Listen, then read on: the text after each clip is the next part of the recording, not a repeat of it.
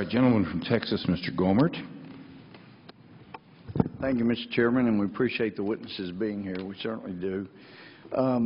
But this Department of Justice policy, to get approval from the AG himself, I think merits coming back to.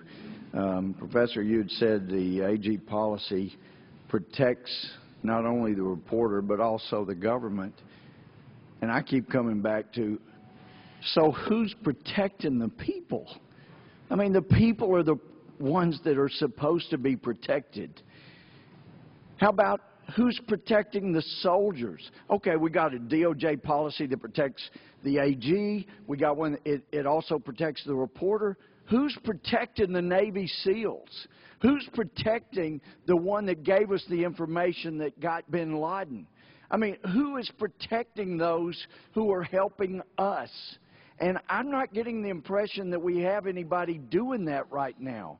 I know that at this very table, we had the Attorney General of the United States testify before the full committee. In his words, there are political dimensions to justice. That goes against everything every law professor I've ever heard told me and taught me. It goes against everything every Democratic Party member teacher I had taught me. They knew this country. They knew what founded this country, and they, I think, instilled it in me. And somebody needs to be watching out for the people and for the man that's going to do 3 decades in prison unless we get firm about stepping up and helping him. Now, I would just like to know, if we don't have a special prosecutor, who is going to stand up and protect those who are out there protecting us?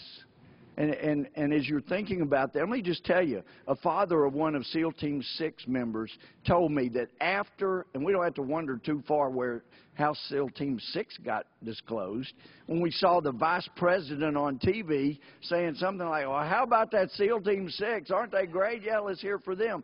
And a father, one of the SEAL Team members, told me that his daughter-in-law, their family, got pretty instant military protection because they knew that the vice president had just outed these guys. And then when the president picks that up and starts talking about SEAL Team 6, and then when you have the Taliban target a helicopter with nearly 24 of SEAL Team 6 members, who was out there protecting them when the vice president, the president, outed SEAL Team 6? We know the president can declassify, so there can be no prosecution there.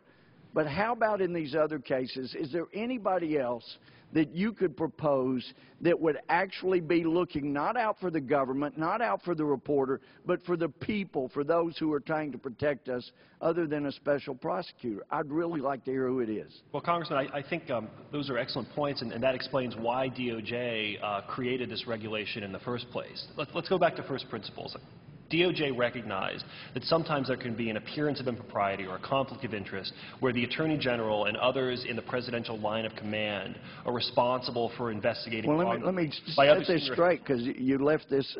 That's why we have this regulation. Are you talking about the one that requires the Attorney General who believes there are political dimensions to justice? That's why we have to get his permission? Is that what you're saying? Is that the policy you're talking about? What I'm saying is that because of the potential for conflict of interest, there is a mechanism now for appointing special counsels outside the normal presidential chain of command, to give them a measure of independence so that they don't have to get approval from superiors in the Justice Department or elsewhere before taking certain investigative steps, such as issuing a subpoena to a reporter. I think the example from 2003 is a very good example of how this regulation can work in practice. After it was alleged that senior administration officials... All right, you're going beyond my question. My time's running out. Let me just also make this point, that this same Attorney General has appointed or asked for an investigation by an Inspector General at DOJ who got a tape of a conversation with a federal agent, and rather than acting like a true Inspector General or a potential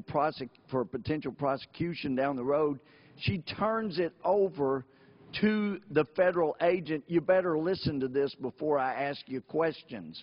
we've got a real problem in the Department of Justice if that's the kind of special investigations we get. And my time's up. I yield back.